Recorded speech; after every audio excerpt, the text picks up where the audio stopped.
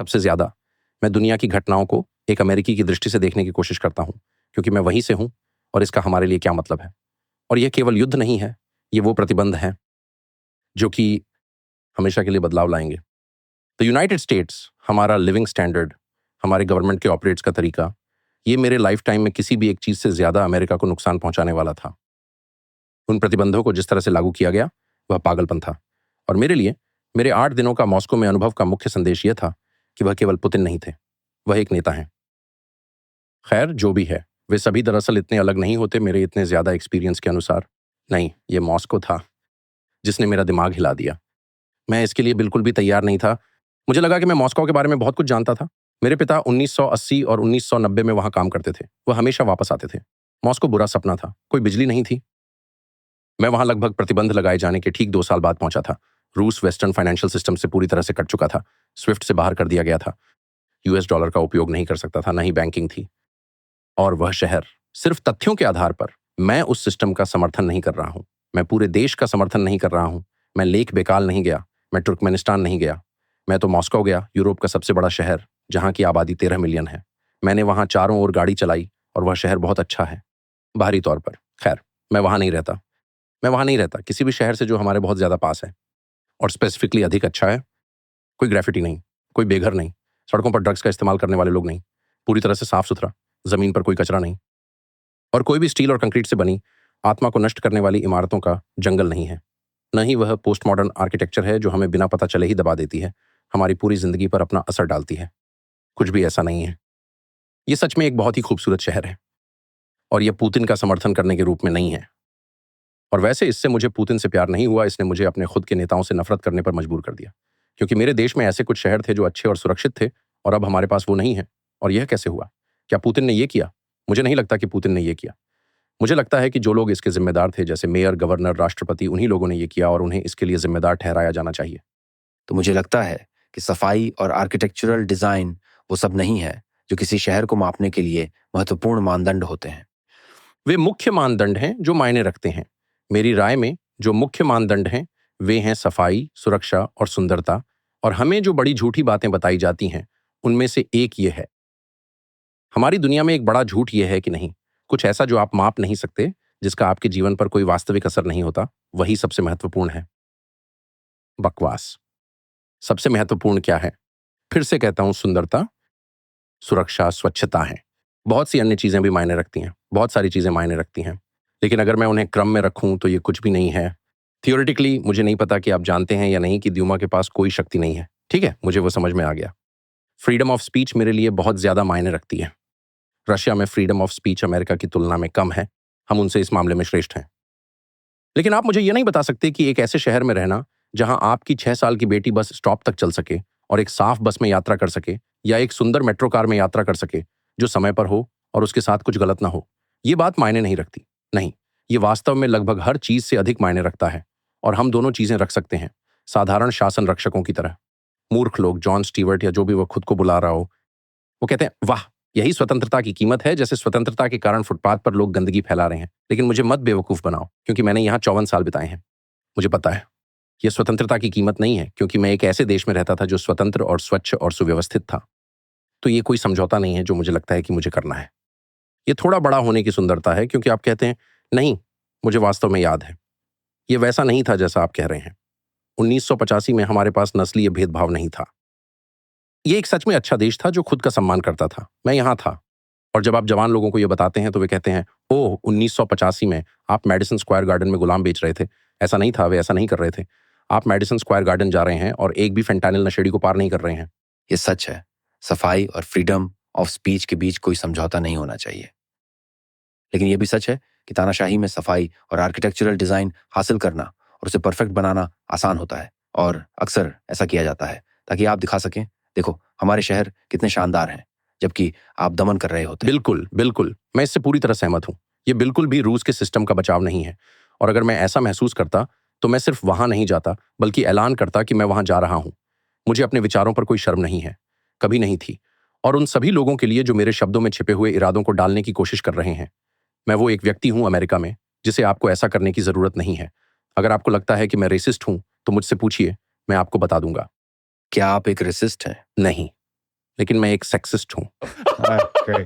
वैसे भी नहीं, लेकिन अगर मैं व्लादिमीर पुतिन का रक्षक होता तो मैं कहता कि मैं अब व्लादिमीर पुतिन की रक्षा कर रहा हूं।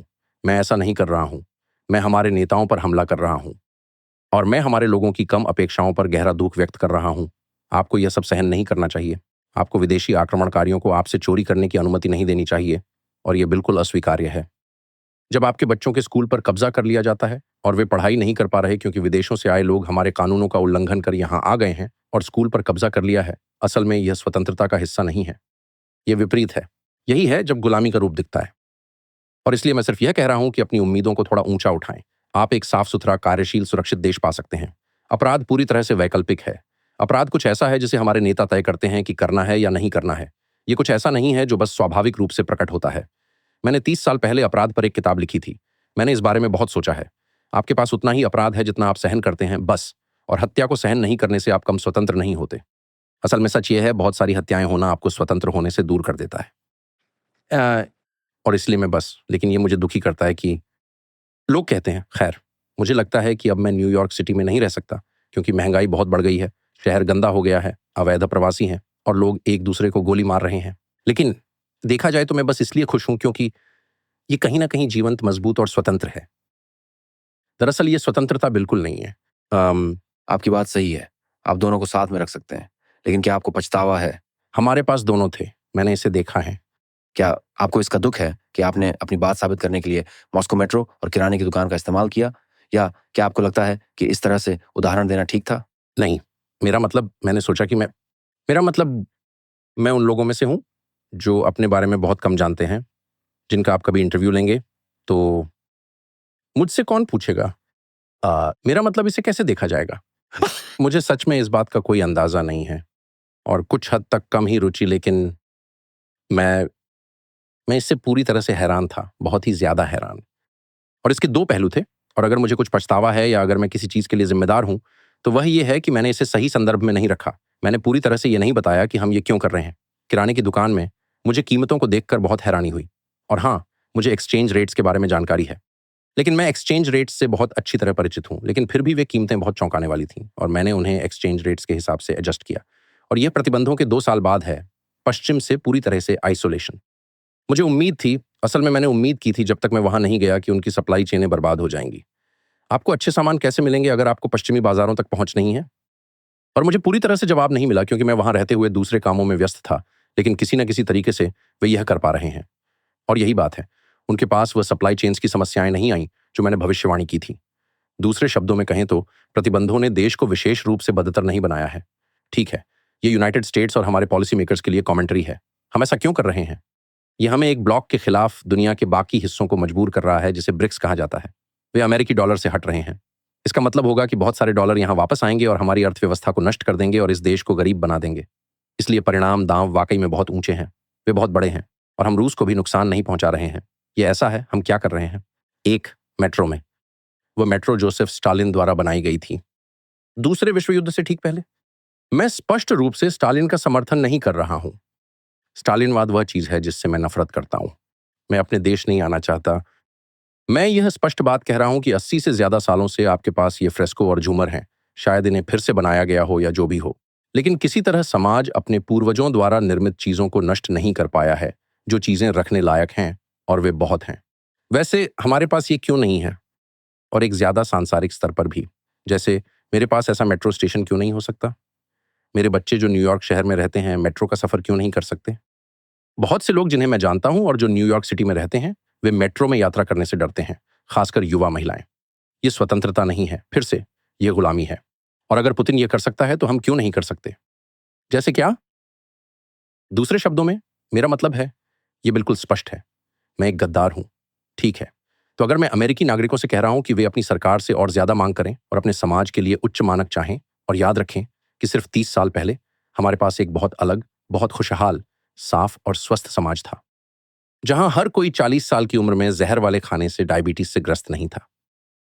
यह कैसे है? मैं अपने देश का गद्दार नहीं, रक्षक हूं। वैसे जो लोग मुझे गद्दार कह रहे हैं वे सभी, जैसे जो भी हो, मैं ये नहीं कहूंगा कि वे ऐसे लोग हैं जो अमेरिका के हितों को सबसे पहले रखते हैं। इसे हल्के शब्दों में कहें तो आपने कई पहलू बताए, जैसे कि आप स्टालिनवाद को पसंद नहीं करते। आप हिस्ट्री के स्टूडेंट हैं, सेंट्रल प्लानिंग मेट्रो बनाने में अच्छा होता है, और वह भी एक ऐसी तरीके से जो वाकई अच्छा लगता है। न्यूयॉर्क मेट्रो की जो खासियत है, वैसे इसमें बहुत सारी पॉजिटिव बातें हैं, जैसे कि सफाई नहीं, लेकिन इसकी कार्यक्षमता, पहुंच और इसका कितना बड़ा विस्तार है। न्यूयॉर्क का नेटवर्क वाकई अद्भुत है, लेकिन मॉस्को अलग मापदंडों के तहत ये एक पूंजीवादी सिस्टम के नतीजे हैं। और आपने कहा था कि आपको नहीं लगता कि अमेरिका पूरी तरह से एक पूंजीवादी सिस्टम है, जो अपने आप में एक दिलचस्प सवाल है। यहाँ हमारे पास रूस की तुलना में ज्यादा सेंट्रल प्लानिंग है। ये सच नहीं है? बेशक ये है। आपको लगता है कि ये सच है? Climate agenda, of course. अमेरिकी सरकार ने कुछ बड़ी कंपनियों के साथ मिलकर तय किया है कि हम ऊर्जा का उत्पादन और इस्तेमाल कैसे करेंगे। इसके खिलाफ कोई बड़ा विरोध नहीं है। कभी भी अमेरिकियों का कोई ऐसा आंदोलन नहीं हुआ जिसमें उन्होंने कहा हो, मुझे अपनी गैसोलीन इंजन से नफरत है, अब डीजल नहीं चाहिए। ये सेंट्रल प्लानिंग है, और यही असल में सेंट्रल प्लानिंग है। और आप इसे हमारे पूरी इकोनॉमी में देख सकते हैं। अमेरिका में कोई फ्री मार्केट नहीं है। अगर आप सरकार से टकराते हैं तो आप खत्म हो जाते हैं। अगर आप बड़े पैमाने पर हैं तो शायद अगर आपके पास एक नाई की दुकान या शराब की दुकान हो, लेकिन फिर भी आपको पॉलिटिशियंस द्वारा रेगुलेट किया जाता है। और फिर नहीं, मैं तो असल में फ्री मार्केट्स के पक्ष में हूं। मुझे मोनोपोलीज से नफरत है। हमारी अर्थव्यवस्था पूरी तरह से मोनोपोलीज से डोमिनेटेड है। आपका क्या मतलब है? गूगल का सर्च में कितना प्रतिशत है? 90।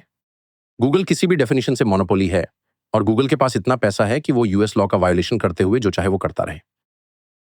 तो रशिया में कोई भी मोनोपोली गूगल जितनी बड़ी बिल्कुल नहीं है। मैं रूसी सिस्टम को डिफेंड नहीं कर रहा हूं, बस हमारे पुराने सिस्टम में वापस जाने की बात कर रहा हूं, जो सेंसिबल और मॉडरेट था, और अमेरिकन की जरूरतों को कम से कम टॉप 10 में कहीं रखता था। हाँ, टॉप 10 में कहीं। मैं ये नहीं कह रहा हूं कि स्टैंडर्ड ऑयल एवरेज अमेरिकन की वेलफेयर में इंटरेस्टेड था, लेकिन मैं ये जरूर कह रहा हूं कि हमारे पॉलिटिकल सिस्टम में, कांग्रेस में या अलग अलग प्रेसिडेंशियल कैंडिडेट्स के बीच ये सवाल उठता था कि रुको जरा, ये लोगों के लिए सही है या नहीं। इस पर कोई बात ही नहीं हो रही। बस जैसे चुप रहो और एआई को मान लो, और कोई बुरा मत मानना। एक और तो मैं बुरा मान गया। मैं लिखूंगा, हम तुम्हें देख लेंगे। हाँ, जब ये स्ट्रांग हो जाएगा, इसमें कोई डाउट नहीं है, तुम सबसे पहले जाओगे। खैर, एक वाइट मैन के तौर पर मैं तो एग्जिस्ट ही नहीं करूंगा। इस पर कहने के लिए बहुत कुछ है। शर्त लगाता हूं, अगर 20 साल बाद तुम गूगल पे मेरी पिक्चर सर्च करोगे तो मैं एक ब्लैक चिक हो जाऊंगा। 100%। खैर, उम्मीद है कि वो अट्रैक्टिव हो। उम्मीद है, शायद ये अपग्रेड ही होगा। सेंट्रल प्लानिंग का पॉइंट तो दिलचस्प है, लेकिन मुझे समझ नहीं आ रहा कि आप किस तरफ से आ रहे हैं। यहाँ एक कैपिटलिस्ट सिस्टम है, यानी यूनाइटेड स्टेट्स इतिहास में सबसे सफल कैपिटलिस्ट सिस्टम्स में से एक है। असल में ये सबसे सफल है। मैं बस ये कह रहा हूं कि मुझे लगता है कि पिछले 15 सालों में इसमें बहुत बदलाव आया है, और अपनी असम्पशंस को अपडेट करने की जरूरत है। जरूर, ये हर जगह लागू होता है, सब कुछ बदलता है। जैसे 3 साल बाद जब पड़ोसी के बच्चे वेस्लियन से लौटते हैं और आप कहते हैं, अरे तुम कितने बदल गए हो। ये दुनिया के बारे में भी उतना ही सच है, और हमारी ज्यादातर धारणा, चाहे वो इमिग्रेशन, इकोनॉमी या हमारे टैक्स सिस्टम के बारे में हो, सब पूरी तरह से आउटडेटेड है अगर तुम इन्हें मौजूदा हकीकत से कंपेयर करो। तो मैं बस अपनी थिंकिंग को अपडेट करने की बात कर रहा हूं, और मेरा तुम पर एक बड़ा एडवांटेज है क्योंकि मैं मिडिल एज्ड हूं, और इसलिए आपने खुद को इस कॉन्वर्सेशन में इतनी बार ओल्ड कहा है। मुझे अपनी परसेप्शंस पर भरोसा नहीं है, इसलिए मैं हमेशा सोचता हूं क्या ये सच है। हाँ, मुझे वहां जाना चाहिए। मेरा मतलब, मुझे इसे देखना चाहिए, और मुझे लगता है कि आखिर में मुझे भरोसा है।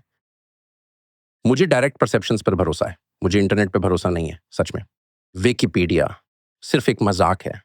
विकिपीडिया से ज्यादा डिसऑनेस्ट कुछ नहीं हो सकता, खासकर पॉलिटिक्स से जुड़े मामलों में जिनके बारे में मुझे अच्छी जानकारी है। कभी कभी मैं किसी उन्हीं एंट्रीज को पढ़ता हूं जिन पर भरोसा है, और सोचता हूं ये तो पूरी तरह झूठ है। सबसे जरूरी बात ही गायब है, ये रियलिटी या इतिहास का भरोसेमंद सोर्स नहीं है। और ये प्रॉब्लम एआई के साथ और तेज हो जाएगी, जहां इतिहास या पास्ट की परसेप्शन पूरी तरह से कंट्रोल और डिस्टॉर्ट की जाएगी। तो मुझे लगता है कि बाहर निकलकर चीजों को देखना और समझना बहुत जरूरी है। जैसे जब मैंने मॉस्को को देखा तो वो वैसा नहीं था जैसा मैंने सोचा था, एक जलता हुआ खंडहर जहां कचरे के ढेर में चूहे घूम रहे हों। असल में वो न्यूयॉर्क से भी ज्यादा अच्छा था। क्या बकवास है। डायरेक्ट डेटा अच्छा होता है, लेकिन चैलेंजिंग भी है। जैसे अगर तुम मॉस्को या रूस में बहुत से लोगों से बात करो और उनसे पूछो कि क्या वहां सेंसरशिप है, तो वो आमतौर पर कहेंगे हाँ बिल्कुल है। ओह हाँ, बेशक है। खैर, मैं इससे अग्री करता हूँ। बस क्लियर करने के लिए, मैं रशिया जाने की कोई योजना नहीं बना रहा हूँ। मुझे लगता है कि अगर मैं रशिया गया तो शायद मुझे गिरफ्तार कर लिया जाएगा। एडवर्ड स्नोडेन, जो कि दुनिया में जो सबसे मशहूर ओपननेस और ट्रांसपेरेंसी के एडवोकेट हैं, मैं कहूंगा कि असॉन्ज के साथ वो भी रशिया में नहीं रहना चाहते। उनका पुतिन सरकार के साथ प्रॉब्लम हुआ है। उन्होंने पुतिन की आलोचना की है, उन्हें वो पसंद नहीं करते और मैं ये समझता हूँ। मैं तो बस कह रहा था हमें इसके लेसन्स क्या मिलते हैं, और मेन लेसन ये है कि हमें ऐसी बातों में उलझा दिया जाता है जो हैरान करने वाली हैं और बहुत ही अपसेट करती हैं। मैं उन 8 दिनों तक गुस्से में था जब मैं वहाँ था, क्योंकि मुझे लगता है कि मैं ज़्यादातर लोगों से ज़्यादा इन्फॉर्म्ड हूँ, क्योंकि मेरी जॉब है इन्फॉर्म्ड रहना। मैं हर चीज़ पर शक करता हूँ, फिर भी मैं पूरी तरह से मूर्ख बन गया था। मैं बस ये रिकमेंड करूँगा जो भी ये देख रहा है, अगर आप सच में इंटरेस्टेड हैं, अगर आप उन लोगों में से हैं, और मैं ऐसा नहीं हूँ, लेकिन जो हर दिन उठते हैं और जिनके मेल बॉक्स पर यूक्रेनियन फ्लैग लगा होता है, या आपके यूक्रेनियन लैपल पिन हो, या ये सब अविश्वसनीय नाटक जैसा लगता है। लेकिन अगर आप सच में यूक्रेन या रशिया की केयर करते हैं या कुछ भी, तो क्यों ना आप $800 में प्लेन पकड़ें और खुद जाकर देखें। ठीक है? ये किसी के दिमाग में नहीं आता कि ऐसा किया जाए। और मैं जानता हूँ कि ये समय लेने वाला है और थोड़ा महँगा भी है, लेकिन बहुत ज़्यादा नहीं। लेकिन आपको इसका बहुत फ़ायदा होता है। मेरा मतलब है, मैं आपको लगभग 8 घंटे तक बोर कर सकता हूँ। और मुझे पता है कि आपने ये एक्सपीरियंस किया होगा, जहाँ आपको लगता है कि आप किसी चीज़ या इंसान के बारे में जानते हैं, और फिर जब आप उस जगह या इंसान के साथ डायरेक्ट एक्सपीरियंस करते हैं, तो आपको पता चलता है कि आपकी सारी प्रीकंसेप्शंस गलत थीं। वो किसी और ने कंट्रोल की थीं। असल में मैं नाम नहीं लूँगा, लेकिन ऑफ द एयर हम किसी के बारे में बात कर रहे थे और आपने कहा, मैं विश्वास नहीं कर सकता कि वो इंसान बिल्कुल वैसा नहीं था जैसा मैंने सोचा था। ये मेरे साथ भी हो चुका है। पॉजिटिव डायरेक्शन में। पॉजिटिव डायरेक्शन में। वैसे मेरे साथ ज़्यादातर पॉजिटिव होता है। ज़्यादातर लोग जिनसे मैं मिला हूँ, और मुझे इतने समय में बहुत से लोगों से मिलने का प्रिविलेज मिला है अब तक के इस समय में, वो आपकी सोच से बहुत बेहतर होते हैं या वो ज़्यादा कॉम्प्लिकेटेड होते हैं। लेकिन पॉइंट ये है, झूठों की किसी मध्यस्थता के बिना एक सीधा और निष्पक्ष अनुभव, उसका कोई सब्स्टिट्यूट नहीं है। अब इस पॉइंट पे आते हैं, डायरेक्ट एक्सपीरियंस की बात करें यूक्रेन में। मैंने यूक्रेन विजिट किया और मॉस्को में जो कुछ आपने विटनेस किया, उनमें से बहुत कुछ वहाँ भी विटनेस किया। तो सबसे पहले हाँ। ब्यूटीफुल आर्किटेक्चर, और ये एक ऐसी कंट्री है जो सच में वॉर में है। ओह! सच में? मतलब जहाँ ज़्यादातर लोग या तो वॉर में वॉलंटियर कर रहे हैं या फ्रंट लाइन पर लड़ रहे हैं, सड़कों पर असली टैंक्स घूम रहे हैं और सीधे कीव में एंटर कर रहे हैं, लेकिन फिर भी वॉर के शुरू होने के सिर्फ कुछ महीनों बाद ही सप्लाई चेन बिना किसी रुकावट के चल रही है। सब कुछ फंक्शनल है, सिस्टम डाउन नहीं हुआ। रेस्टोरेंट्स अभी भी फुल ऑन सर्व कर रहे हैं, लोग बाहर जाकर एंजॉय कर रहे हैं। जिंदगी रुक नहीं रही, बल्कि आगे बढ़ रही है। क्लीनलीनेस, जैसा आपने बताया, वो बढ़िया है। सुरक्षा, जैसे ये इनक्रेडिबल है। क्राइम जीरो हो गया है। उन्होंने सबको गन्स दे दी, टेक्सास स्ट्रैटेजी की तरह। ये काम करता है। जब आप इसे विटनेस करते हैं तो आपको समझ आता है कि इन लोगों में कुछ बात है, इस कंट्री में कुछ बात है, कि ये उतने करप्ट नहीं है जितना आपने सुना होगा। बिल्कुल। आप सुनते हैं कि रशिया करप्ट है, यूक्रेन करप्ट है, तो आप अस्यूम करते हैं कि सब खराब हो जाएगा। तो यही हो रहा है। मैं पूरी कोशिश के बावजूद अब तक यूक्रेन नहीं गया, क्योंकि उन्होंने मुझे तुरंत गोली मार दो वाली लिस्ट में डाल दिया। मैंने ज़ेलेंस्की का इंटरव्यू लेना चाहा, लेकिन वो बार-बार मेरी आलोचना करते हैं। मैं तो बस एक इंटरव्यू हाँ। चाहता हूँ, लेकिन वो तैयार नहीं होते अनफॉर्चुनेटली। मुझे भी उम्मीद है मैं सच में ये करना चाहता हूँ। लेकिन एक चीज़ जो मुझे सबसे ज़्यादा परेशान करती है, मैंने सुना जो आपने कीव के बारे में कहा, लेकिन मुझे कोई हैरानी नहीं हुई। एक चीज़ जिसके लिए मैं सबसे ज़्यादा शर्मिंदा हूँ, वो है वो बिगेट्री जो मैंने स्लाविक लोगों और मुस्लिम्स के लिए महसूस की। मैं ईमानदारी से कह रहा हूँ, क्योंकि मैंने एनबीसी न्यूज़ और सीएनएन की प्रोपेगेंडा देखी है दशकों तक, जहाँ मैंने काम किया किसी न किसी ग्रुप के बारे में, कि वे भयानक हैं या जो भी, और मैंने भी कुछ हद तक उस पर यकीन कर लिया था। अब मुझे ये सब साफ दिखता है। हम तो रशिया शब्द तक विंबलडन में नहीं लिख सकते, क्योंकि वो इतना ऑफेंसिव हो गया है। टेनिस खिलाड़ी का इससे क्या लेना देना है? क्या उसने यूक्रेन पर हमला किया? मुझे नहीं लगता उसने किया। और ये बिजनेसमैन के यॉट्स छीनना और उन्हें ओलिगार्क्स बोलकर बदनाम करना, उनका इससे क्या लेना देना? जो भी हो, मेरा पॉइंट ये जो आइडिया है कि एक पूरे ग्रुप को उनके खून के कारण ईविल मान लिया जाए, मैं इसे नहीं मानता। मैं सोचता हूँ कि ऐसा सोचना इमोरल है, और मैं अपनी एक्सपीरियंस के आधार पर कह सकता हूँ वहाँ 8 दिन रहने के बाद। मुझे लगता है स्लाविक कल्चर बहुत इंटरेस्टिंग है, और ये कल्चर रशिया और यूक्रेन में शेयर होता है। ऑफ कोर्स ये दोनों तो काफ़ी करीबी रिश्तेदार हैं। मैंने उन्हें बहुत स्मार्ट, इंटरेस्टिंग और इन्फॉर्म्ड पाया। मैं उनकी बहुत सी बातें नहीं समझ पाया, उनके सोचने का तरीका नहीं समझता, क्योंकि मैं अमेरिकन हूँ, पर उनका कल्चर गहरा है, हल्का नहीं, और मैं उसकी प्रशंसा करता हूँ। काश मैं यूक्रेन जा पाता। मैं कल ही जाता अगर मौका मिलता। तो मुझे लगता है जब आपने पुतिन का इंटरव्यू किया था, आपने टीसीएन पर एक क्लिप डाला जहां आपने अपना एनालिसिस किया था। बहुत ज़्यादा एनालिसिस तो नहीं था। नहीं, लेकिन जो मेरी नज़र में आया वो ये था कि आप पुतिन के बारे में हाँ। थोड़ा बुरा बोल रहे थे। मैं ऐसा क्यों नहीं करूँगा? ये उस चीज़ से जुड़ा हुआ है जो आपने कही कि आप डरते नहीं थे। जो सवाल पूछना चाहता हूँ वो है, अगर आप सुपरमार्केट गए और जो बात आप कह रहे थे उसे साबित किया, लेकिन साथ ही पुतिन की आलोचना भी की, तो ये काफ़ी ज़बरदस्त होगा, है ना? वहाँ पर फ्रीडम ऑफ स्पीच और फ्रीडम ऑफ द प्रेस की कमी को क्रिटिसाइज करते। सुपरमार्केट में? हाँ। ओह, क्या आप ये कह रहे हैं कि अगर मैंने भी ऐसा कहा होता? वेल, हाँ, मेरा मतलब है ऑफ कोर्स मैं ऐसा सोचता हूँ। मैं अगर देखा जाए तो इसका एक कारण ये भी है कि मेरा यूएस के कमेंट्री और न्यूज़ ऑर्गेनाइजेशंस के बारे में ओपिनियन बहुत कम है, जो सच में यूएस गवर्नमेंट के लिए ही काम करते हैं। मुझे ये वैसा ही लगता है जैसे 80 के दशक में इज़वेस्टिया और pravda थे। मुझे वो गवर्नमेंट के ऑर्गन्स और घिनौने लगते हैं, और जो लोग वहाँ काम करते हैं, वो भी। मैं ये एक ऐसे इंसान के नज़रिए से कह रहा हूँ जो उन्हें पर्सनल लेवल पर अच्छे से जानता है। मुझे ये घिनौने लगते हैं। मैं काफ़ी हद तक कट चुका हूँ, मुझे इसकी परवाह नहीं कि लोग मेरे बारे में क्या-क्या कहते हैं। लेकिन तो मैं डिफेंसिव होने की कोशिश नहीं करता। जैसे देखो, मैं पुतिन का टूल नहीं हूँ। लेकिन ये सोचना कि मैं पुतिन का प्रचार कर रहा हूँ जबकि मेरे रिश्तेदार क्रांतिकारी युद्ध में लड़े थे, मैं उतना ही अमेरिकी हूँ जितना कोई हो सकता है, ये मेरे लिए जैसे क्रेजी है। एन एप्पलबॉम मुझे ट्रेटर बुलाती है। मैं सोचता हूँ, ठीक है, राइट। ये सब बेवकूफ़ी है, लेकिन नहीं, किसी भी कंट्री में हमारे अलावा कहीं भी फ्रीडम ऑफ स्पीच नहीं है।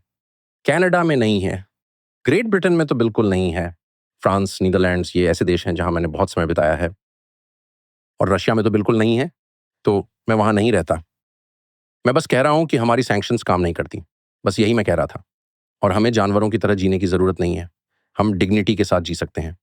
यहाँ तक कि रशियंस भी ऐसा कर सकते हैं, यही मैं कहने की कोशिश कर रहा था। व्लादिमीर पुतिन के अंडर भी रशियंस ऐसे जी सकते हैं। और नहीं, ये डिक्टेटरशिप की वजह से नहीं है। ये सबसे डिस्करेजिंग और डिसऑनेस्ट बात है जो ऐसे लोग कहते हैं, जैसे जॉन स्टीवर्ट, जो पॉपुलेशन को इस बात के लिए प्रिपेयर करने की कोशिश कर रहे हैं कि उन्हें बहुत कम एक्सेप्ट करना होगा। वो सच में रिजीम के एक सिनिस्टर टूल हैं, हमेशा से रहे हैं। जैसे तुम्हें ये उम्मीद करने की हिम्मत कैसे हुई? क्या तुम स्टालिनिस्ट हो? ये ऐसा है, नहीं। मैं एक अमेरिकन हूँ, मैं एक अच्छा इंसान हूँ, मैं बस ग्रोसरी स्टोर तक बिना मारे जाना चाहता हूँ। क्या ये ज्यादा है? शट अप, तुम फ्रीडम में बिलीव नहीं करते। अगर इस पर सोचो तो ये बहुत डार्क है, पता है। तो एक फंडामेंटल तरीका है जिससे तुम अमेरिकन्स को ज्यादा एक्सपेक्ट करने के लिए तैयार करना चाहते थे। तुम्हें ऐसे जीने की जरूरत नहीं है, हमें ऐसे जीने की जरूरत नहीं है, तुम्हें इसे एक्सेप्ट करने की जरूरत नहीं है। और हर कोई इस कंट्री में डरता है कि उन्हें टेक ओलिगार्क्स के द्वारा शट डाउन कर दिया जाएगा, या एफबीआई उनके घर पर आ जाएगी, या वो जेल चले जाएंगे। और लोग यूनाइटेड स्टेट्स में सच में इससे डरते हैं। और मेरी फीलिंग ये है कि तो थोड़ा करेज दिखाओ तुम्हारे ग्रैंड चिल्ड्रेन को। एक फ्री और प्रॉस्पेरस कंट्री में जीने के लिए वो तुम्हारी कंफर्ट से ज्यादा इंपॉर्टेंट होना चाहिए, मेरा ऐसा मानना है। हमें ये क्लियर करना चाहिए कि देखो, कई मेजर्स में, जैसे वर्ल्ड प्रेस फ्रीडम इंडेक्स, तुम सही कह रहे हो, यूएस टॉप पर नहीं है, नॉर्वे है। यूएस का स्कोर 71 है, same as Gambia, really? West Africa में। मुझे एक बात पूछने दो। एक सेकंड रुको, थोड़ा रुको। अब तो मुझे हंसा रहे हो। यूक्रेन का स्कोर 61 है और रशिया का 35। जितना कम स्कोर उतना बुरा। चाइना के पास 23 है और सबसे नीचे नॉर्थ कोरिया है 22। क्या यूक्रेन गोंजालो लीरा को गवर्नमेंट क्रिटिसाइज करने के लिए जेल में मरने तक नहीं रखता? उनके पास हाई प्रेस कैसे हो सकता है? हाँ, इसीलिए वो 180 देशों में 61 में मैं जो कह रहा हूं, देखो, मुझे नहीं पता कि वो कौन से क्राइटेरिया का इस्तेमाल कर रहे हैं इस नतीजे पर पहुंचने के लिए, लेकिन मुझे प्रेस फ्रीडम की पहचान है जब मैं उसे देखता हूं। मैं इसे प्रैक्टिस करने की कोशिश करता हूं, जो कि सच बोलना है जो तुम्हें सही लगता है, खुद को सुधारना जब तुम्हें गलत साबित किया जाए, जैसा कि मेरे साथ कई बार हुआ है। हमेशा जितना हो सके उतना ऑनेस्ट रहना और डरना नहीं। और ये सब पूरी तरह से मेरे देश में एब्सेंट है, पूरी तरह एब्सेंट। लोग न्यूज़ बिजनेस में डरे हुए हैं, मुझे पता है, क्योंकि मैंने अपनी ज़िंदगी वहीं काम करते हुए बिताई है, और वो सच बोलने से डरते हैं। उन पर बहुत प्रेशर है, और उनमें से कई के छोटे बच्चे हैं और मॉर्गेजेस हैं। मैं वहाँ रह चुका हूँ, इसलिए मुझे सिंपैथी है। लेकिन वो चीज़ों को फॉलो करते हैं। जैसे तुम्हें अलाउड नहीं है कि तुम जाओ किसी भी केबल चैनल पर यूनाइटेड स्टेट्स में और कहो, रुको एक सेकंड, यूक्रेनियन गवर्नमेंट ने एक यूएस सिटीजन को प्रिजन में कैसे डाल दिया जब तक कि उसकी मौत नहीं हो गई, सिर्फ यूक्रेनियन गवर्नमेंट की आलोचना करने के लिए, और हम इसके लिए पैसे दे रहे हैं। यही वजह है कि ये मुझे ऑफेंसिव लगता है। हम इसके लिए पैसे दे रहे हैं, और ये दुनिया भर में हर समय होता है, ऑफ कोर्स। लेकिन ये एक यूएस सिटीजन है, और हम यूक्रेनियन ब्यूरोक्रेट्स की पेंशन्स भर रहे हैं। इस समय हम यूक्रेनियन गवर्नमेंट बन चुके हैं। और जैसे अगर आपने ये टीवी पर किसी भी चैनल पर कहा तो आपकी नौकरी चली जाएगी, तो मुझे फर्क नहीं पड़ता, नॉर्वे सबसे ऊपर है। सच में, नॉर्वे। अगर मैंने नॉर्वेजियन पे कहा कि नेटो ने नॉर्ड स्ट्रीम उड़ाया, जो उसने किया, नेटो ने नॉर्ड स्ट्रीम उड़ाया, यूएस गवर्नमेंट ने दूसरी गवर्नमेंट्स की मदद से उड़ा दिया, इतिहास में सबसे बड़ा इंडस्ट्रियल टेररिज्म किया, और वैसे सबसे बड़ा एनवायरमेंटल क्राइम, सबसे बड़ा CO2 एमिशन, मिथेन, तो क्या मैं अपना जॉब रख पाऊंगा? तो ये फ्री प्रेस कैसे है? हमें ये नहीं पता, इसका पूरा पॉइंट यही है। नॉर्वे में हाँ। एक स्कैंडिनेवियन के तौर पर मैं बता सकता हूँ कि नॉर्वे में वो लोग इसे 1 सेकंड के लिए भी बर्दाश्त नहीं करेंगे। काफी समय हो गया। मेजॉरिटी से अलग राय रखना नहीं। अच्छा है, लेकिन ये थोड़ा हटकर है, शायद इसे नापसंद किया जाता है। नापसंद किया गया, हाँ। लेकिन क्या आपके पास वो फ्रीडम है ये कहने की अगर आप अलग राय रखते हैं? क्या आप जॉब बचा सकते हैं? ये उसका एक क्या आप मेजरमेंट जॉब है। बचा सकते ये हैं? एकमात्र मेजरमेंट नहीं है। जेल में रहना अपनी नौकरी खोने से ज्यादा बुरा है। मुझे कई बार नौकरी से निकाला गया है और ये ठीक है, मैंने इसे एंजॉय किया है। मुझे फायर्ड होना बुरा नहीं लगा। हर बार ऐसा होने के बाद मैं एक बेहतर इंसान बना हूं। लेकिन ये फ्रीडम का एक मेजरमेंट है। अगर आपके पास थियोरेटिकल राइट है कुछ करने का, लेकिन उसे प्रैक्टिकली करने की एबिलिटी नहीं है, तो क्या आपके पास उसे करने का राइट है? और इसका जवाब है, असल में नहीं।